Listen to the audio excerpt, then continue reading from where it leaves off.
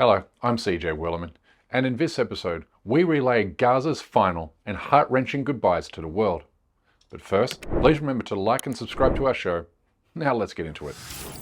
The humanitarian situation in Gaza is the worst it has been since the start of the genocide, because Israel continues to block and restrict essential supplies reaching the besieged enclave, where at least 60,000 men, women and children have been murdered since 2023. The rate of killing has only been intensified since March, with Israel determined to destroy whatever remains standing stubbornly upright. This was Gaza before, this is Gaza today, an apocalyptic wasteland, a dystopian nightmare. This is the first so-called war in history in which 80% of the country is destroyed, the first war in which 100% of the population is displaced, and the first in which children account for more than 50% of all casualties. And now that 90% of all buildings have been destroyed, Israel is finishing its genocidal operations by bombing and burning people alive as they sleep and huddle together in flimsy tents. It must be said that the resilience of those who've endured 18 consecutive months of this terror is nothing short of legendary. But it's equally true that the severity of these attacks has brought Palestinians to the brink of exhaustion and annihilation.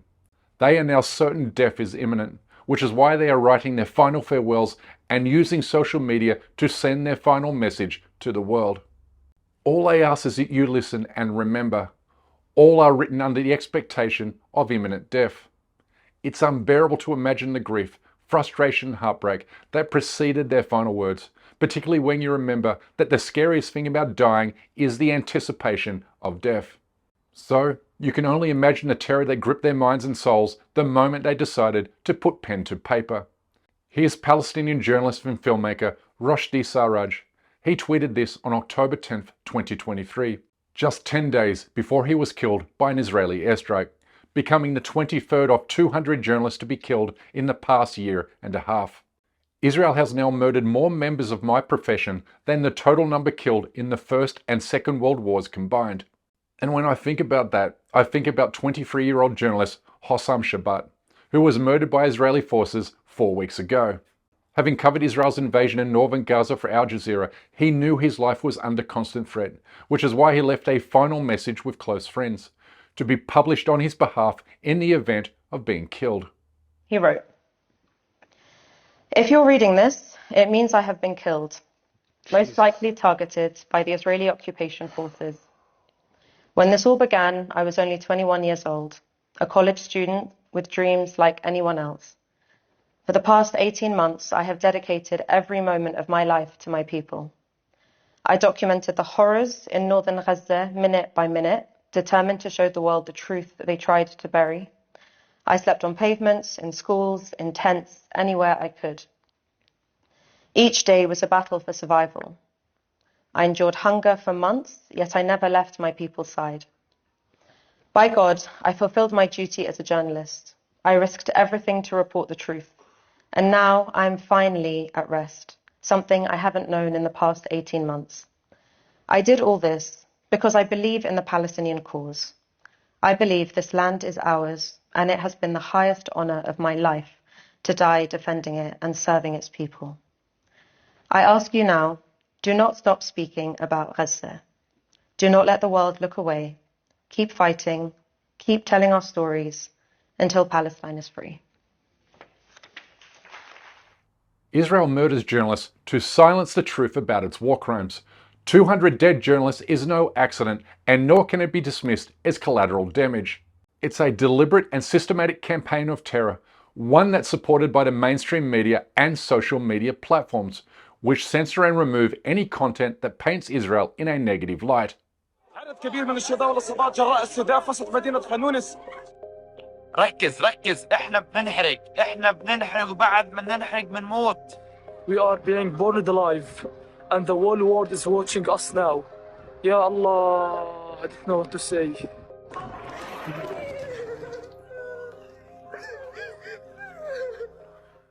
Palestinian filmmaker Fatima Hassouna was murdered along with 10 of her family members just 24 hours after her documentary was selected for an award at the Cannes Film Festival. That's just straight up premeditated murder. This is why we feel a moral and ethical responsibility to share their final messages to the world right here. They should never be forgotten, and their killers must never be forgiven, like ever. Here's a young woman wanting you to know she doesn't want to die, while another expresses a wish to be killed by bombardment rather than starvation. Yes, we have reached the point where Palestinians are forced into choosing their own means of murder. Gaza is where Western humanity and Western values went to die. A football journalist slams the world for its shameful ignorance and silence on Gaza, while also pointing to the fact that his friends and neighbours are now pleading to be killed to put an end to their misery and suffering. A doctor says, the Israeli occupation is exterminating all of us at this very moment. Children are bereft of heads, and martyrs are dismembered. Their bodies indistinguishable, blood is everywhere, and body parts are hanging from trees and walls. He asks, will you pay attention to us, even for a moment? Will you speak for us? Can we have a minute?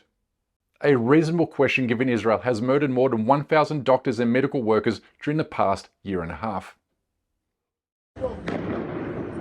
Filmed from inside Nasser Hospital in Khan Yunis, cell phone video of the moment the Israeli army surrounds the medical complex in southern Gaza.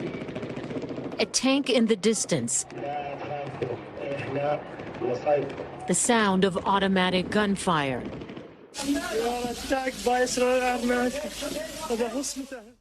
Palestinian author and poet Refat Al-Aria wrote a beautiful poem for his daughter. It was titled, If I Must Die, a powerful and moving message that has now been heard far and wide across the world. My daughter in Australia has his poem printed and pinned to a university cubicle. Refat was killed by an Israeli airstrike in December of 2023. His daughter and grandson were murdered 2 months later. Here's a rendition of his final words.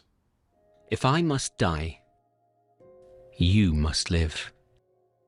To tell my story, to sell my things, to buy a piece of cloth and some strings, make it white with a long tail, so that a child somewhere in Gaza, while looking heaven in the eye, awaiting his dad who left in a blaze and bid no one farewell, not even to his flesh, not even to himself, sees the kite, my kite you made, flying up above, and thinks for a moment an angel's there, bringing back love.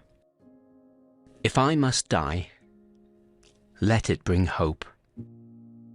Let it be a tale.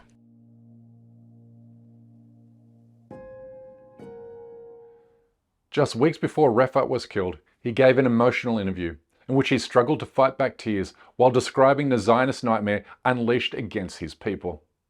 I'm not exaggerating again if I'm saying that this is the Blitz again all over, like what happened in London by the Nazis.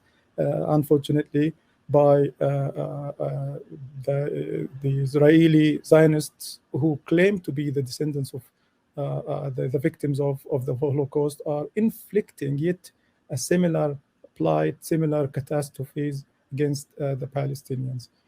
We know that it's very bleak, it's very dark. There's no way out. If there's no water, there is no way out of Gaza. What should we do? Like drown?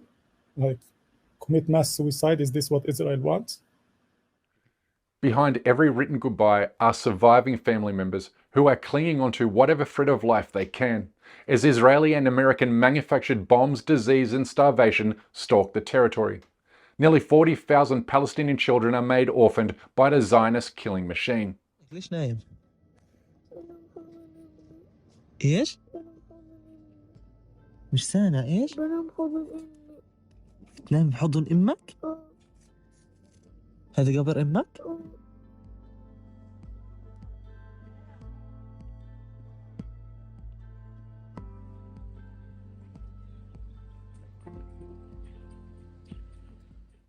We must continue to tell their stories. We must keep their memories alive. And we must do whatever we can to bring justice, humanitarian aid, and peace to those who are lucky enough to survive this unforgettable and unforgivable crime against humanity. A doctor in Gaza writes, "If I die, Remember that we were individuals, humans. We had names, dreams and achievements, and our only fault that we were classified by the West as inferior.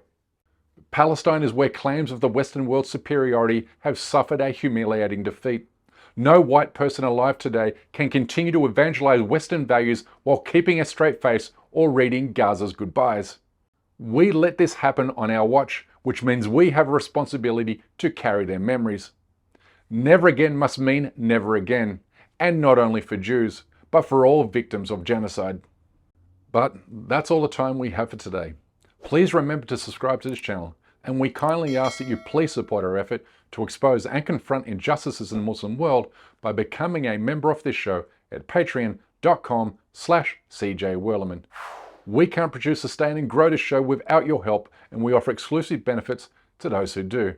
But for now, good night, good morning, wherever you are, and stay blessed.